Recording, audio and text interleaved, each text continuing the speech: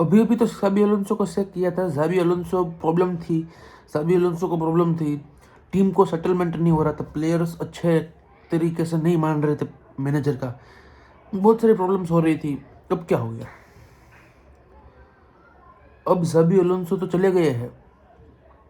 अब अल्बासेट एबीसीडी, क्या नाम है ये इस टीम का? अल्बासेट सेकंड डिवीजन रेलिगेशन फाइट कर रही है अभी। अल्बासेट एक second division relegation fighting team scores 3 गोल अगेंस्ट रियल मैड्रिड टीम, जो कि टूटी हुई है, जो कि फूटी हुई है, जो कि कहीं से फटी हुई है। प्लेयर्स रिस्पॉन्सिबिलिटी इस वक्त नहीं ले पा रहे हैं। मैनेजर अल्वारो, अरे नाम तो उसका अच्छा है कुछ, अरे अरे लोग ऐसे कुछ नाम है। तो भाई उस मैनेजर को इतना कहा गया है कि भाई तुझे जो बोलना है वो बोल, इंटरव्यू में तेरे प्लेयर्स का अच्छा दिखना चाहिए। उसने वही किया, उसने बोला गलती मेरी है, मैं गलती का जिम्मेदार हूँ। प्लेयर्स ने तो इतना अच्छा खेला कि इस मैच खेलने के बावजूद वो चैंपियंस लीग फाइनल जीत सकते थे। ऐसा नहीं बोला, बट उसका कहने का मतलब ऐसा ही था।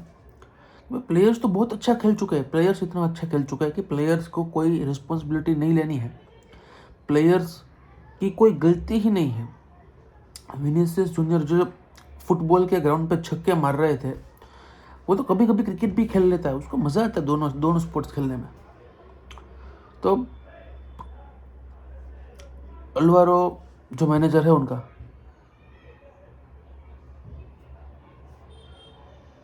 उसको तो यही कहा गया है कि भाई तू अपने प्लेयर्स का ढीला मत होने देना, अपने प्लेयर्स का टाइट रखना। विनीसियस जूनियर मुझे आज की मैच में अच्छा लगा, ऐसा वो बोला। उसने कहा कि अगर 100% ना हो विनीसियस जूनियर तो 100% में था। और सभी लोग बार्सिलोना के सामने जो उसने गोल मारा वो वंडरफुल गोल था, क्लासिकल विनीसियस जूनियर गोल था। बट बार्सिलोना की अपनी प्रॉब्लम है कि वो डिफेंसिव लाइन थोड़ी ओपन रखती है, और उसके सामने कोई भी प्लेयर आएगा, ओसेसुना के प्लेयर आते हैं वो भी खोल के चले जाते हैं। कल 2-3 बार रेसिंग के प्लेयर ने भी, रेसिंग सैंटेंडर के प्लेयर ने भी खोला था, तो उसमें तो अब खुलने ही वाले, वो सबको पता है। बट उसके आगे क्या, उसके आगे आप क्या कर सकते हो? क्या आप पार्क द बस वाली जो टीम्स है उनके सामने आप ऐसा कर पाओगे परफॉर्मेंस? बहुत ही भयजनक स्थिति अभी सिचुएशन है रियल मैड्रिड की। रियल मैड्रिड की सिचुएशन आउट ऑफ कंट्रोल हो चुकी है, और इसी तरह अगर रियल मैड्रिड की मैचेस थिक एंड फास्ट वो पॉइंट्स लूज करते गए तो वो इस सीज़न ला लीगा भी अपने हाथ से दे मारेंगे, मुझे ऐसा लगता है। क्योंकि भाई ला लीगा उनके उनके लिए अभी चैंपियंस लीग से ज़्यादा इंपॉर्टेंट ला लीगा होना चाहिए। और मैं एज ए राइवल ये बात नहीं कर रहा हूँ, I will not like Real Madrid to win La Liga this season with this situation. तो वो मैं FC बार्सिलोना की बहुत बड़ी हार मानूंगा। बट मैं अगर as a football fan, as a football analyst ये बात करता हूँ, तो उनको मेन प्रॉब्लम है कि उनको प्रॉब्लम क्या है वो नहीं दिख रहा है। जो कि अभी स्थिति है मैनचेस्टर यूनाइटेड की, जो कि लास्ट 10 ईयर्स से उनको ये सिचुएशन का सामना करना पड़ रहा है। रियल मैड्रिड के सामने अभी से वो पिक्चर आ जाना चाहिए। उनको एक ऐसा मैनेजर लेना चाहिए, इन 3 मैनेजर में से एक लेना चाहिए। एक तो जर्गन क्लोप, जो कि आने से बिल्कुल इनकार कर दिया है। अब या तो उसकी चेक बुक में नंबर 0 ज़्यादा बढ़ा दीजिए तो आ जाएगा। एक ज़िनेडिन ज़िडान है, जिसका रियल मैड्रिड का टिकट एकदम टाइट कट हो चुका है। डेढ़ दशम के बाद उसको ही वर्ल्ड कप के बाद फ्रांस की कमान संभालने का मौका मिलेगा, तो उसका वहाँ पे सिचुएशन टाइट है। तो भाई everything can possible if you try.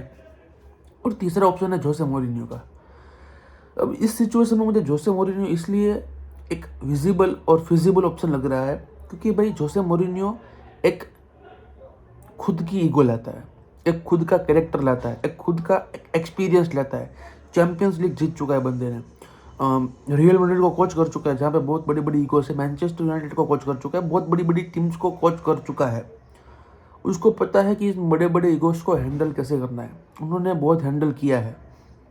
Plus आपको टेक्टिकली एक अच्छा फिजिबल कोच चाहिए, तो जोसे मोरिन्यो आपको डिफेंसिवली स्ट्रॉन्ग करता है। कभी कभी आपको पार्क द बस सिचुएशन उसके साथ देखने को मिलती है, बट डिफेंसिवली स्ट्रॉन्ग टीम को रखना जोसे मोरिन्यो का बहुत अच्छा एक पॉइंट लागू होता है। तो I think Jose Moreno is a very very good option for real Madrid right now. Real Madrid को और क्या देखना चाहिए? रियल मैड्रिड को और बहुत सारे ऑप्शंस तो बहुत सारे हैं। डेजर्बी है। अगर मैं बात करूँ तो भाई इटालियन कोचेस की बात करूँ तो एलेगरी है या फिर स्पेलेटी है।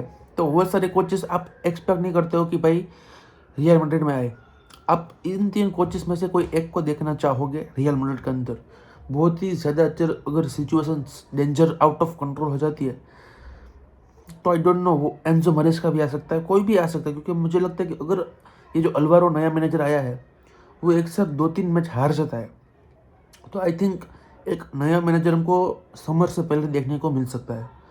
But I don't think Alvaro इतनी बड़ी गलती कर सकता है इस टीम के साथ। बट जिस तरह की स्थिति है, जिस तरह की सिचुएशन है अभी, कुछ बोलना मुश्किल है। क्योंकि सेकंड डिवीजन रेलीगेशन फाइट कर रही हुई ऐसी टीम आपको 3 गोल मारकर चली जाती है और आप उनके सामने स्ट्रगल करते हो गोल्स मारने के लिए।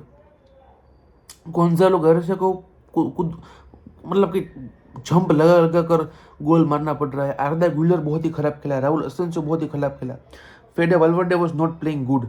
अब आर्दा गुलर ने जिस तरह से सीजन स्टार्ट किया था मुझे लगा था कि भाई इतने टाइम से जो उसको मौका नहीं मिल रहा है, अब उसको मौका मिल चुका है तो वो दोनों हाथ से खींच लेगा और एक लॉन्ग टर्म ऑप्शन बन जाएगा in that midfield of real Madrid for next 10 years. अब सिर्फ 6 महीने के बाद मुझे ऐसा लग रहा है कि आर्दा गुलर का फ्यूचर सेफ नहीं है रियल मैड्रिड पे।